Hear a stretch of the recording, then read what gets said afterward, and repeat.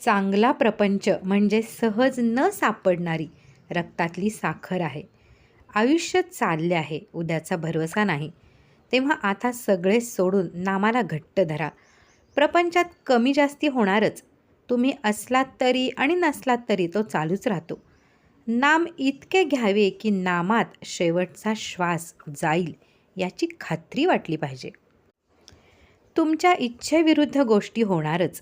तेव्हा स्वास्थ्य बिघडून न द्यायला आपली इच्छाच नाहीशी करावी. कोणतीही वस्तू मिळावी ही बुद्धी नाही ठेवू. हाव सोडावी. लोकांची आस सोडावी. प्रयत्न करून यश आले नाही म्हणजे दुःख होते, स्वास्थ्य बिघडते. मी केलेच नाही म्हटले म्हणजे कुठले दुःख?